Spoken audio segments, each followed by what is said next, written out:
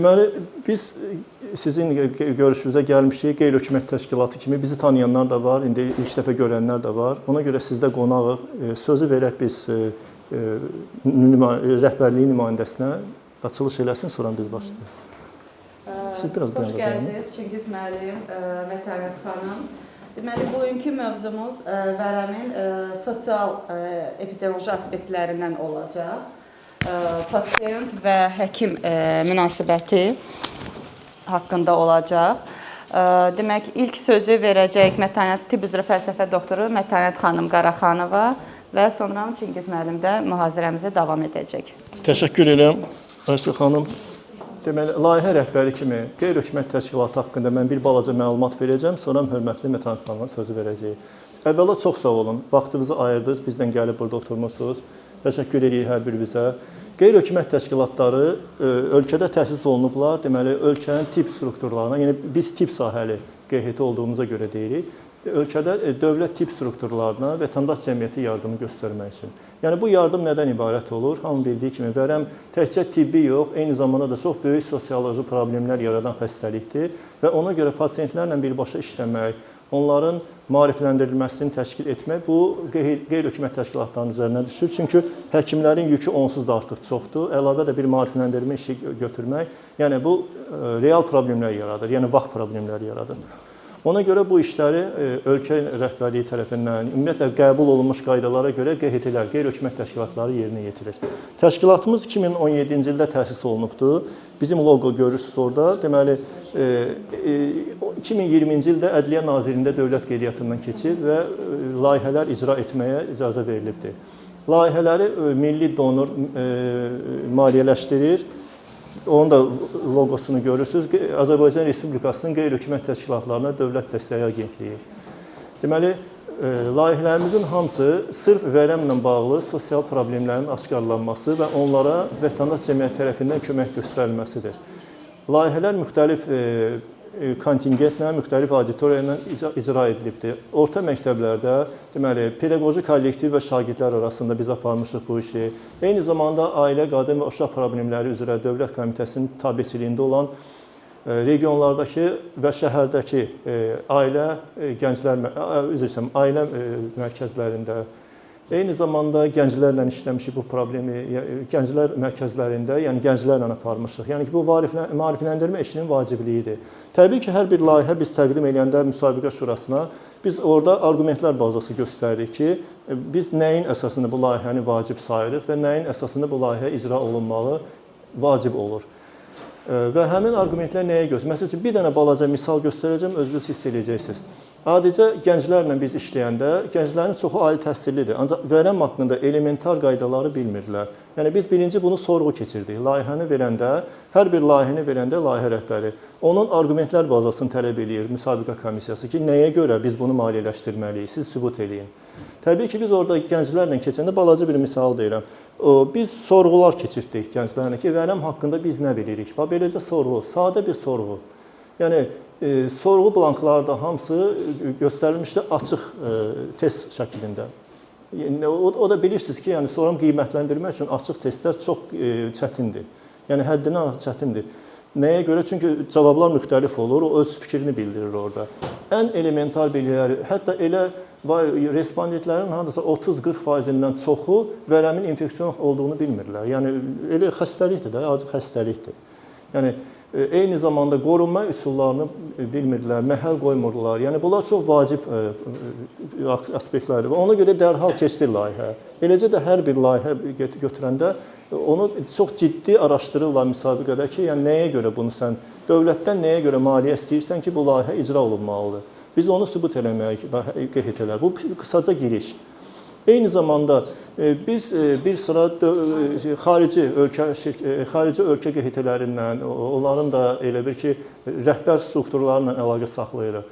Bizim əməkdaşlar təcrübə mübadiləsində müxtəlif postsovet ölkələrində, xarici ölkələrdə olurlar. Tiflisdə, Minskdə, eyni zamanda Belarusiyada, Tiflisdə, Moldovada, Böyük Britaniyada, yəni nəyə görə olurlar? Onlar təcrübə mübadiləsindən keçirlər ki, eyni zamanda biz bu sahəni, yəni vətəndaş cəmiyyəti tərəfindən deyirəm, bu sahənin təkmilləşdirilməsinə ölkəyə töhfə verək. Bugün biz sizlə qonaq olmuşuq. Biz burada bir dəfə də olmuşduq. Deməli, pasiyent hüquqlarının müdafiəsi ilə bağlı. Qısaca onu da deyim, bu TB People deməli, qlobal şəbəkədir. TB People vərəmin təsirinə məruz qalmış insanların qlobal şəbəkəsi adlanır. Biz onun xətti ilə keçən ay idi burada. Sağ olsun Aysel xanım, Yavər həkim, yəni onların da dəstəyi ilə, köməyi ilə biz burada bir layihədə keçdik. Əsas pasiyentlərə yönlənmişdi. Hansı ki, orada təkcə pasiyent hüquqları yox, eyni zamanda həkimlərin də hüquqları gedir. Yəni qarşı tərəf kimi, iki tərəf kimi. Hal-hazırdakı bizim bu layihəmizdən vərəmin sosial tərəfi işıqlandırılacaq. Hamı mütəxəssisiz vərəm üzrə, sizə burada heç kəs təlim keçməyə belə fikri yox, sadəcə sosial tərəfi işıqlandıracaq. Buna görə bizim hörmətli Mətanət xanım bizim gözəl təlimçidir və sözünü də ona verəcəyik və inşallah növbəti suallarımız olsa yerinə suallar verə bilərsiniz təbii ki. Mən də hamınızı salamlayıram. Düzü çox sevinirəm, özüm tibb işçisi olaraq belə görüşlərin keçirilməsinə sevinirəm və təşəkkür edirəm ki, vaxt ayırdınız. Çünki vərəm doğrudan da qlobal problem olaraq qalmaqdadır. Azərbaycan da heç də geri qalmır bundan bağlı və əlbəttə yük düşür vərəm sahəsində fəaliyyət göstərən tibb işçilərinə, tibb bacılarına. İnsanlar, indi Çingiz müəllim qeyd elədi, insanlar maariflənməlidir, əsaslı bilikləri olmalıdırlar ki, özlərini qorusun ümumiyyətlə xəstəliklərdən. İndi bu yol, hava damcı yolla keçən xəstəliklərdən xüsusi olaraq qorunmaq önəmlidir. Tibb işçiləri olduğunuz üçün bəzi məqamlara toxundum, ancaq yenə də bəlkə də təkrar sizin üçün olacaq. Düşünürəm, bu pis deyil təkrarlasaq. Çünki mən sizə Ümumdünya Səhiyyə Təşkilatının artıq təqdim etdiyi məlumatları da göstərirəm, nümayiş etdirirəm. Və artıq bildiyimiz kimi vərəm dünyada ən qlobal bir yayılan bir xəstəlikdir və yoluxucu xəstəliklər arasında ölümə səbəb olan bir narahat olan bir xəstəlikdir. Mikobakteriyalar aydındır, mikobakteriyalar tərəfindən törədilir, xüsusi klinikası var. Dünya əhalisinin 1/3 hissəsi vərəm mikobakteriyaları ilə yoluxub. Hər il dünyada 10 milyondan insan dünyasını dəyişir və hər 10-15 saniyə ərzində bir nəfər dünyada vərəm xəstəliyindən vəfat edir. Baxın, statistika bəzi vaxt deyirlər, ehtiyac yoxdur, neynirəm rəqəmi. Ancaq rəqəm bizə, mütəxəssislərə, ümumiyyətlə dövlət hansı ki bu sahədə işləyir, o dinamikanı göstərir ki, bəli, dövlətdə bu işlər necə gedir, bu xidmət necə göstərilir, hansı boşluqlar var ki, hələ də dünyada vərəmlə dünyasını dəyişir. 200 ildən artıq peyvənd var, düzdürmü? Ancaq yenə də bugün peyvəndlənmə, mən pediatr olaraq qeyd edirəm ki, peyvəndlənmə ilə bağlı problemlər olur. Elə doğum evində o BCG peyvəndi edəndə valideyn inkar edir, deyir ki, vurma. Yəni, bu problemlər var və bizim cəmiyyətdə də elə problemlər çoxdur. Ona görə biz o problemləri araşdıraraq, qiymətləndirərək doğru yolları, onların aradan qaldırmasında doğru yolları tapmalıyıq. Vərəmə son qoymaq. Artıq başa düşdülər ki, dünya 21-ci əsrdə ancaq yenə vərəmdən nə qədər insan dünyasını dəyişir, dünya üzrə. Və qlobal problem olaraq qlobal mübarizəyə başlamağı tövsiyə etdilər. Son qoymaq üçün qlobal yanaşma və bu artıq 21-ci əsrdir, ancaq illərlə bu iş aparılır və yaxşı nəticələr də var. Biz onları da qeyd eləməliyik ki, və o nəticələrin əsasında 2000-ci ildən bəri 83 milyon insanın həyatı xilas olunub. Bu o deməkdir ki, insanlar müalicəyə qatılır, müalicə olunur.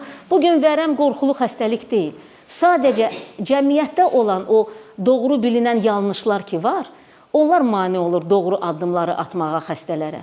Bir daha sizin xəstələrinizin o öncədən gələn yola bir nəzər etməyə imkan verir.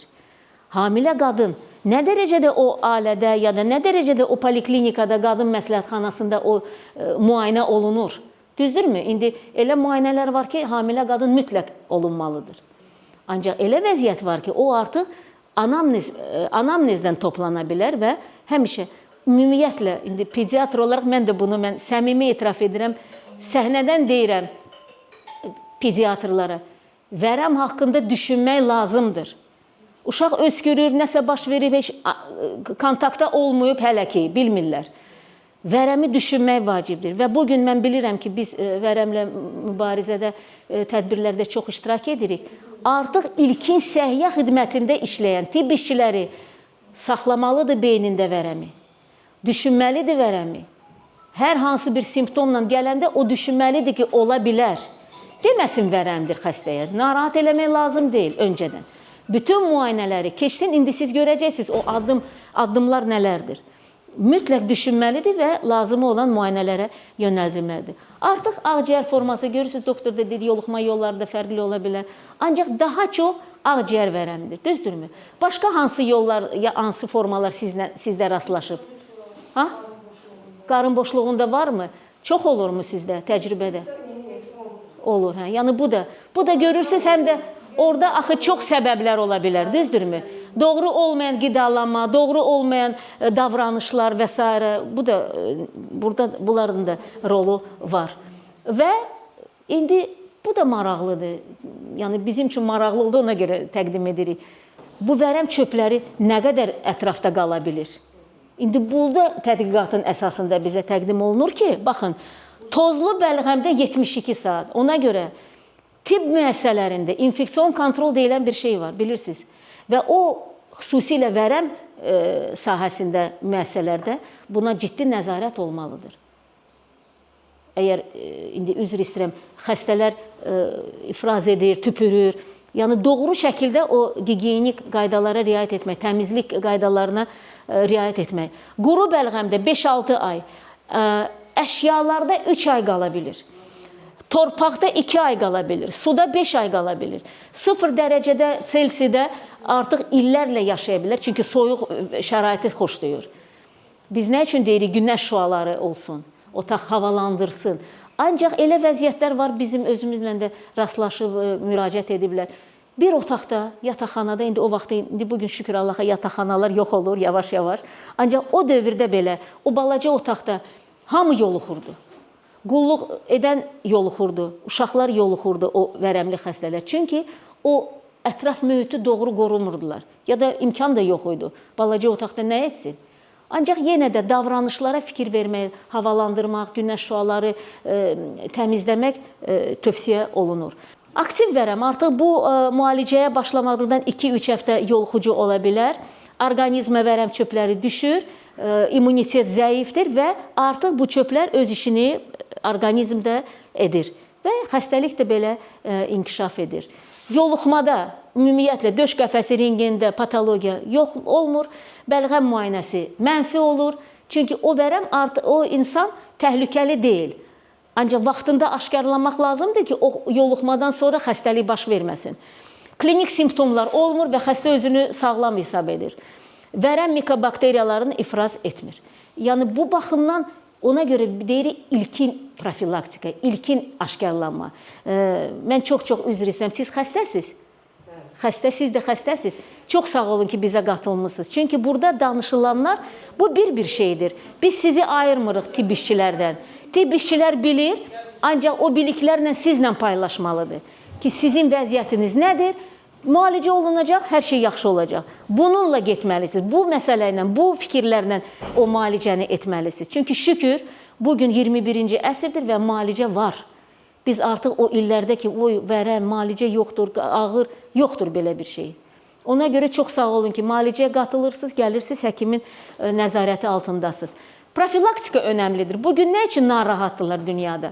Çünki uşaqlara vaxtında etmək lazımdır. O profilaktikanı ki, o immuniteti o xəstəlikdən, yəni immunitet xəstəlikdən qorunsun. BCG vaksında 23-cü ildə alimlər tərəfindən bu aşkar olunub ki, yaxşı bir üsuldur. Vaxtında kömək edir, vaxtında etsək. Çox təəssüf ki, yenə elə ailələr var ki, onlar uşağına qoymur peyvənd etsin. Doğum evinə gələndə artıq bildiriş verir ana ki, o ginekoloqa doğuşa getməmişdən öncə. Peyvənd eləməyəcəksən. Bu da doğru deyil. Nə üçün? Çünki uşağın hüququ pozulur. Sağlam olmaq hüququ pozulur. Və biz bundan mübarizə aparmalıyıq. Formaları da artıq bugün, bu da çox gözəl bir şeydir bizə. Gözəl bir məlumatdır bizim üçün ki, biz o məlumatı artıq bilərək, bacardığımız qədər xəstələrə kömək edək. Hansı formadır? Və bu gün artıq dünya ekspertləri də bunu nəzərə alaraq dərmanları da dəyişir. Dərmanları da artıq deyir ki, bu gün aktiv vərəmə bu dərman, MDR vərəmə bu dərman. Bu elə belə deyil. Artıq onlar sınaqdan keçirilir. Yüksək səviyyəli ekspertlər bizə bunları da təqdim edirlər.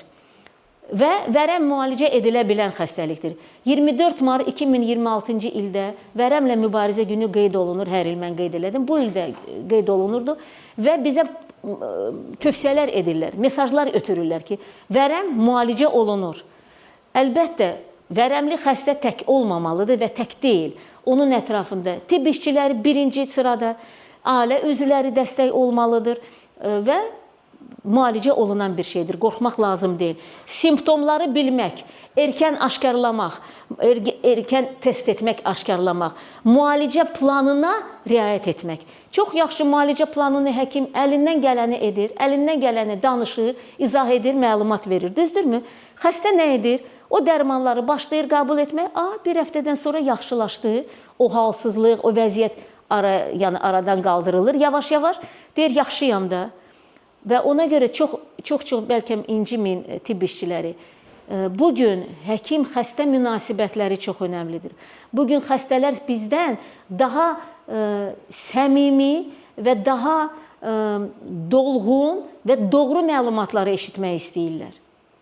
Biz çəkinməməliyik tibb işçiləri olaraq. Nə var, onu deməliyik. Həyat onundur, ancaq bizim məsuliyyətimizdir.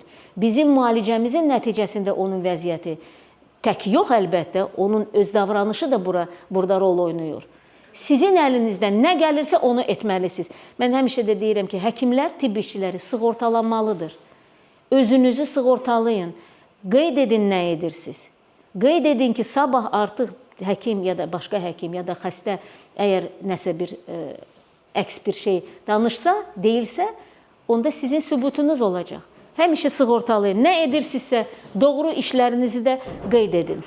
Başqa nə deyir? Hal-hazırda dərmanlara davamlı vərəm anlayışı artıq 9 ay, 8 ay yox, 6 ay, 4 ay artıq başa düşdülər ki, xəstə əziyyət çəkir.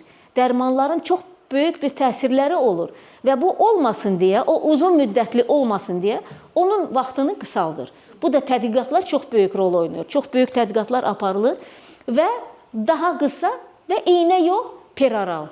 Yəni qəbul etmə. Bu da xəstə üçün daha rahatdır, nəinki iynə. Düzdürmü? Təsəvvür edin, hər gün iynə ya da hər həftə iynələr və uzun müddət nə olacaq? İnsanın bədəni, onun əzələləri, düzdürmü? Dərmanın özünün də təsiri o yerli təsirləri də ola bilər. Vərəm infeksiyasının xəstəliyə çevrilməsi dayandırıla bilər və hər birimizin orada rolu var. Mən bunu bacarıram, mən bunu edə bilirəm, mən bunu məlumatları oxuyub sizlə bölüşməyə bacarıram. Xəstələrlə ünsiyyət qura bilirəm, onlara izah edə bilərəm. Kim nə edirsə hamı birləşib bu vərəmi dayandırıla bilər. Risk altında olduğunuzu, yəni insanlar əgər risk altındadırsa, onlara izah olunmalıdır, düzdür? Ancaq əgər İndi televiziyadır, çox sağ olun ki, qeyri-hökumət təşkilatları, Çingiz müəllim, biz belə qatılırıq, insanlarla görüşlər ki, ancaq bu kifayət deyil. Biz çatdıra bilmərik bütün ölkədə, düzdürmü? Burada informasiya vasitələri güclü olmalıdır. Mütəxəssislər çıxışlar etməlidirlər ki, desinlər ki, artıq risk altında olduğunuzu nəzərə alın. Erkən test edin, profilaktik tədbirlər aparın. Vərəmlə bağlı stigma insanları, baxın, mən çox üzr istəyirəm, mən belə müraciət edirəm sizə. Ancaq gizlətmək istəmirəm bilsinlər. Bizim ətrafımızda da nə qədər belə hadisələr olub. Ata qızını, 18 yaşında qızını gətirir xəstəxanaya, vərəm xəstəxanasına. Həkimə deyir ki, yazma vərəm. Bəs necə olacaq? Bəs axı doğru iş aparmaq lazımdır. Və bu da ona görə doğru olmur. Başqa həkimə gedir, başqa həkim doğru addımlar atmır və nəticədə sağalma yox, ağırlaşma baş verir. Biz vaxtında doğru müalicəni etməliyik. Və 2030-cu ilə qədər tibb işçiləri, artıq Rus demişkən, Nazametko, 30-cu ilə qədər dünyada vərəmə son qoyulmalıdır. Vərəmə ölüm halları azaldılmalıdır. Müalicəyə cəlb olunması çoxalmalıdır. Deməli, 15-ci illə müqayisədə 15-ci ildə necə idi vərəm situasiyası, indi necədir? 90% azaltmaq. Deyir ki, ölüm faizini azaldaq 90%. Az adam dünyasını dəyişsin. Bacardığımız qədər səylərimizi birləşdirməliyik. Vərəm halının 80%-nə qədər azaltmaq, yəni yoluxma halları. Dərmanlara davam vərəm ictimai səhiyyə böhranı kimi baxıla bilər, ancaq hamı birləşib bu işdə aktiv olmalıdır. Dərmanlara davamlı vərəmli 5 nəfərdən ancaq ikisi müalicəyə cəlb olunur. Bu balaca göstəricidir. Bizə lazımdır 5 nəfərdən 5-i də cəlb olunsun. Yardım üçün vaxtında müraciət etmək. İnsan vaxtında müraciət etməlidir. Kimə müraciət edəcək insan sizcə? Narahatdır, öskürür, tərləyib, məlumatı yoxdur vərəmdən. Kimə müraciət edəcək? Əla, ilkin səhiyyə xidmətinə, düzdürmü? Ora müraciət edəcək. İndi baxın, görün, orada nə baş verəcək? Orada nə baş verməlidir? Ona görə deyilir ki, ilkin səhiyyə xidmətinin həkimləri məlumatlı olmalıdır vərəmdən. Deməsin ki, bu mənə aid deyil. Baxın, bugün indi mən pediatr olaraq pediatrlara da deyirəm. Bugün artıq mənə aid deyil sözü işlədilmir. Əvvəllər var idi. Vərəmdən danışanda, SPID-dən, AIDS-dən danışanda deyirlər ki, bu bizə aid deyil, biz onlarla işləmirik. Söhbət işləmirik ki, yox, məlumatlı olmaq. Və bu yolda o problemlər mane olur vaxtında aşkarlamağa, müalicə olunmağa. Başa düşürsünüz? Bax, məsələn, burada yardım üçün vaxtında müraciət etmək, bu nə edir? Aşkarlayır da. İndi burada o terapevt, əgər vərəmi düşünürsə, doğru yönəldirsə, orada artıq diaqnostika olacaq. Və müalicəyə başlamaq. Çox yaxşı, təcrübəli fiziatrlar qəşəng xəstə ilə danışır, yaxşı dərman planını yazır, izah eləyir. Nə baş verir? Qayıdır evə, evdə problem, sən vərəmlisən, çıx get, olma və s. Nə olur? O müalicə dayanır. O müalicədə bir problem başlayır. Və artıq o müalicə oluna bilmir. İndi o problemlərlə müraciət, mən bilirəm ki, müraciət edirlər xəstələr ki, belə problemlərimiz var, nə edək və çox çətinliyə düşən xəstələr də olur. Dəqiq diaqnoz qoymaq, düzdürmü? O terapevt əgər düşünür ki, orada vərəm var, o doğru yönəldəcək və artıq o vərəm müəssisəsində ona doğru diaqnoz da qoyulacaq. Bu da yaxşı bir şey olacaq. Tövsiyələr də başa düşürük ki, hamımız əl-ələ verib, doğru şəkildə nəzarətli, müayinələrdə hamısını vaxtında plan üzrə aparılmalıdır. Burada ehtiyaclar piramidasını da göstərirəm ki, çünki hər birimizin eyni ehtiyaclarımız var.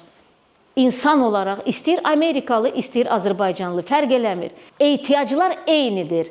Sadəcə, baxın, burada fizioloji ehtiyaclar, təhlükəsizliyə olan ehtiyaclar, yəni bütün ünsiyyətə olan ehtiyaclar, qayğı və dəstəyə olan ehtiyaclar, bilmək, öyrənmək ehtiyacımız var bizim, hər birimizin. Estetik ehtiyac, biz gözəlliyi görmək istəyirik, yaxşı şeyləri eşitmək istəyirik. Bütün bu ehtiyaclar özünü təsdiq etmə ehtiyacı ən aşağı faiz tələb edir. Ancaq ehtiyac nədir? Biz yenə də bunun da bir tərifinə baxaq, bəlkə daha aydın olar sizə.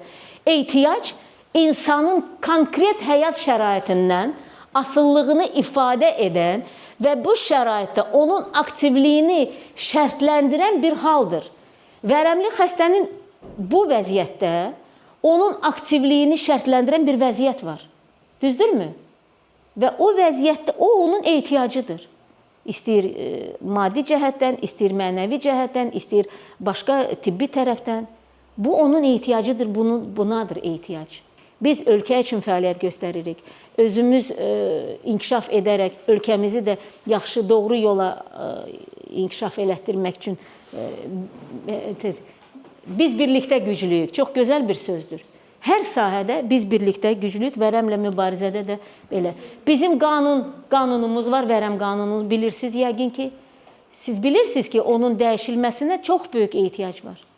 Və bugün onu ölkə prezidenti bir qərar verib ki, o qanun dəyişilsin.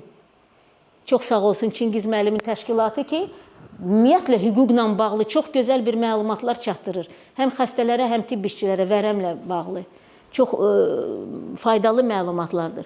Və artıq bu qanunun yenilənməsinə, dəyişməsinə artıq işçi qrup yaradılır və onlar da bunu davam edəcəklər. Maariflənmə nə üçün vacibdir? Biz bugün sizinlə və həmişə özüm tibb işçisi olduğum üçün deyirəm, tibb işçisi daha yaxşı maariflənməyə qatılacaq, daha çox fayda verəcək, nəinki başqa insanlar, xüsusilə vərəmdə.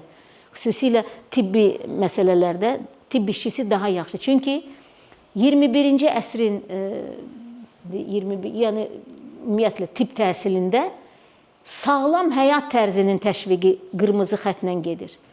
İstəyir fiziatr, istəyir pediatr, istəyir terapevt o sağlam həyat tərzini təşviq etməlidir xəstə ilə. Xəstə ilə onun ətrafında olan qohumları ilə maariflənmək çox vacibdir və biz deyəndə vərəmlə mübarizə, HIV ilə mübarizə, başqa xəstəliklərlə mübarizə tək xəstəliyin profilaktikadan söhbət getmir. Profilaktika öz yerində, xidmət öz yerində, tibbi müalicə öz yerində və stigma diskriminasiya, yəni damğalanma, xəstələrə qayğı, onların vəziyyətinə dəstək olmaq. Bu 3 komponentdən ibarətdir vərəmlə, yəni ümumiyyətlə xəstəliklə mübarizə, xüsusilə vərəmdən də danışır. Və vərəmə son qoymaq üçün siyasi öhdəlik və yüksək səviyyəli fəaliyyətlər həyata keçirilməlidir.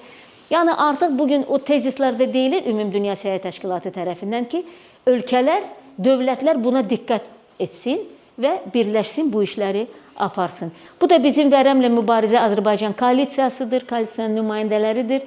Biz hamımız birləşib və deyirik ki, vərəmə son qoyaq. Biz vərəmə son qoya bilərik və biz birlikdə güclüyük. Təşəkkür edirəm diqqətinizə görə. Onunla belə gəldik, biz yekunlaşdıq, yekunumuza çatdıq. Çox sağ olun bir daha hər birinizi biz burada salamlayırıq ki, təşəkkürümüzü də bildiririk ki, gəlib iştirak elədiniz. Və Talat xanımın sözündə qısaca bir dənə son nitqimi deyim, təşkilat rəhbəri kimi. Siz də çox sağ olun Vətənat xanım. Deməli, qeyri-hökumət təşkilatları kimi, qeyri-hökumət təsisatı kimi indi öz təşkilatım adından deyirəm və bütün tibb yönümlü QHT-lər üçün bu qaydadır, eləcə də bütün QHT-lər üçün.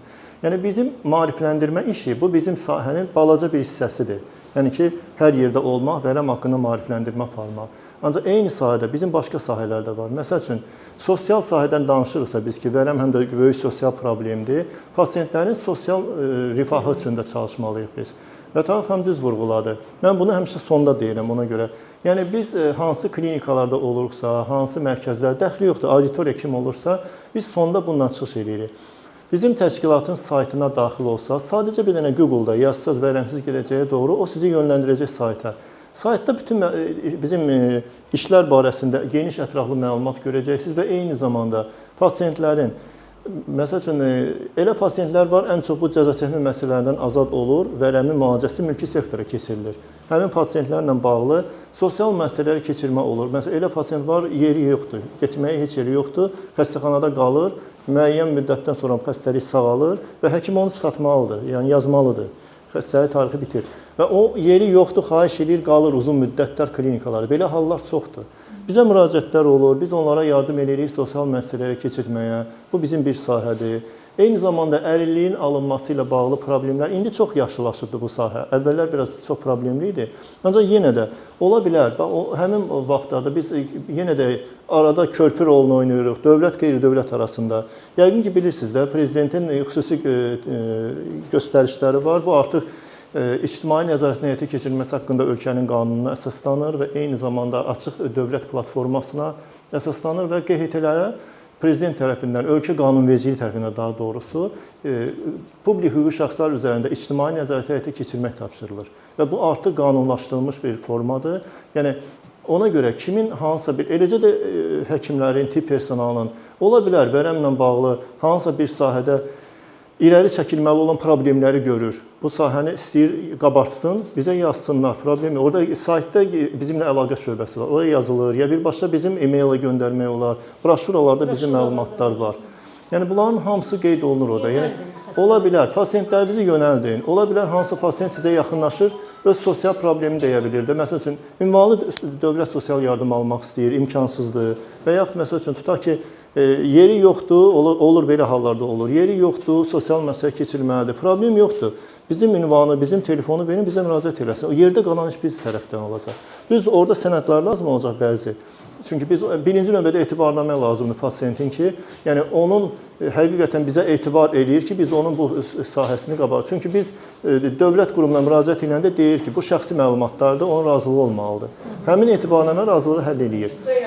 Bəli, onun lap arxa vərəqəsində var. Yəni, eləcə də yenə deyirəm, orada da yazılıbdır. Bax, bir 3-4 gündən sonra və yaxud da ki, elə həmin gün siz bizim YouTube kanalı var. Eləcə sadəcə YouTube-a daxil olanda yazın vərəmsiz gələcəyə doğru. O bizim işləri sizə göstərəcək. Bizim kanala keçəcəksiniz və harda necə işlər aparılıb onun videosunu görəcəksiniz. Eyni zamanda Facebook səhifəsi var. Vərəmsiz gələcəyə doğru yazın. Bizim işləri, bizim işçiləri, bizim gördüyümüz hamısı fəaliyyətləri görəcəksiniz. Yəni real zaman kəsiyində. Real, elə belə sözlər deyil, real. Bəli. Siz bir sınaqdan keçin. Sınaqdan keçinin, buradan ayrılanda baxın. Necə olacaq? Baxın. Yəni ola bilər təklifiniz olsun, ola bilər tənqidi yanaşmağınız olsun. Biz açığıq hər şeyi. Yazın oradan fikrinizi. Açıq blokda yazın, qoy hamı görsün. Yəni sadəcə olaraq biz sizi cavablandıracağıq. Əməkdaşlarımız, özüm, yəni mənə yönləndirəcək, biz cavablandıracağıq. Yəni tam obyektiv, necə fikriniz varsa, bizim işləri görəcəksiniz, fikirlərinizi yaza bilərsiniz. Yəni sonda da bunu demək istəyirəm ki, konkret olaraq bu bizim ümumi işimizdir. Yəni bayaq Mətan xanım dedi, biz birlikdə güclüyük. Bəli, bu prezidentin də tezisləridir, ölkənin də tezisləridir. Beynəlxalq aləmdə də bu qəbul olunmuş tezislərdir ki, yəni ki, hamımız bir yerə qoysaq, zərbəni bir yerə qoysaq, vərəmlə belə daha tez qalib gələ bilərik.